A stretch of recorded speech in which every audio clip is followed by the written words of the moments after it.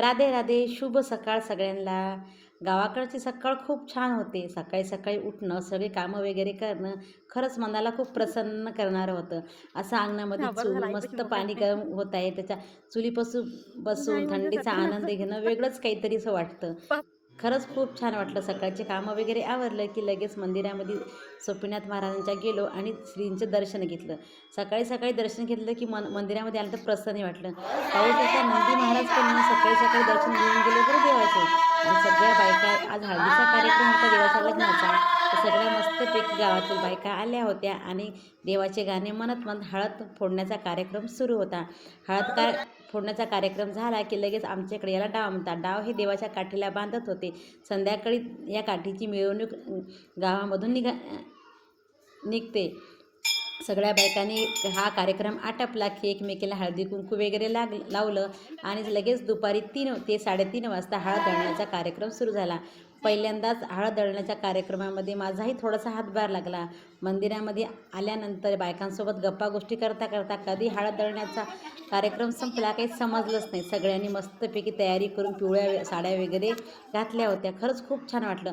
आणि संध्याकाळी पाहू शकता तर मस्तपैकी यांचीही मीटिंग रंगली होती. गप्पा गोष्टी सुरू होत्या. उद्या लग्नाचा कार्यक्रम आहे बा, गावाकडे तर लग्नाला तर लगेच जावं लागतं.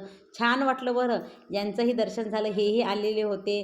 थोडंसं यांनाही टोस वगैरे पोळी वगैरे दिली ती. हे आई पाहू शकता आपल्या बाळाला कशी मस्त खुशीमध्ये घेऊन बसली. आईची माया खरंच खूप वेगळी असते. कितीही काही झालं तरी आपल्या बाळाला मात्र जवळ घेते.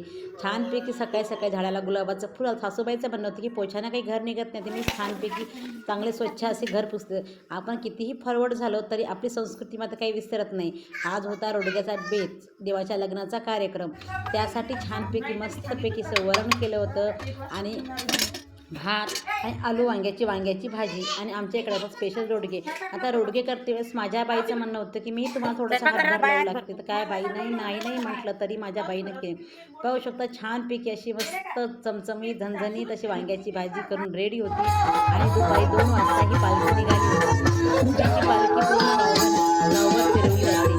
जे वृद्ध लोक, लहान मुलं असतात ते दर्शनाला येऊ शकत नाही, तिच्या पालखीचं दर्शनाला आमचे दोन्ही कार्टून ही मस्तपैकी पालखी मोठे पप्पासोबत पालखीमध्ये रमले होते.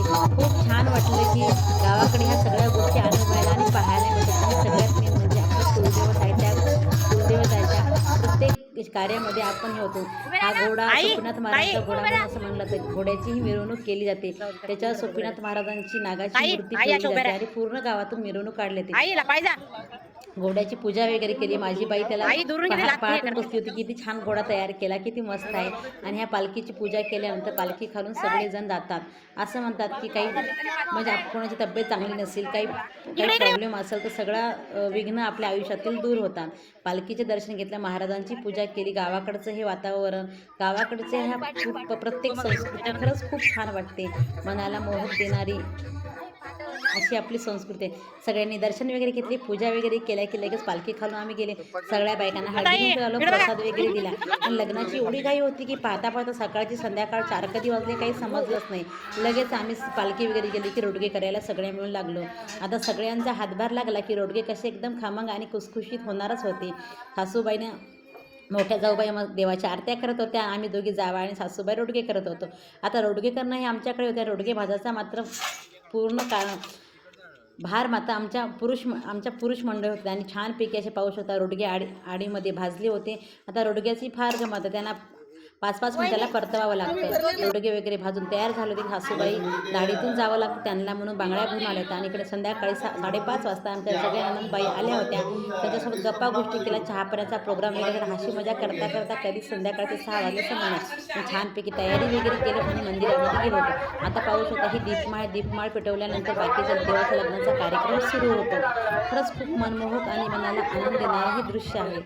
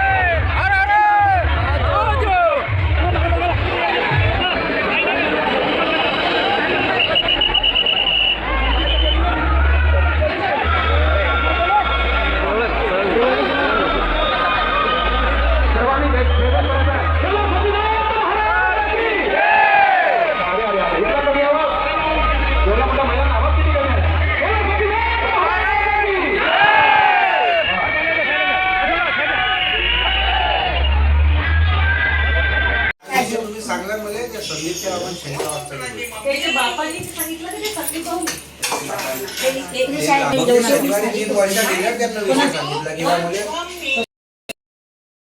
ठराविक काय करायची छान लागू राहील बरं आंबील गंजात झाली भाजला थोडामध्ये बाहेर दे टोपल्यात खालचे जावं लागतं जेवण थोडं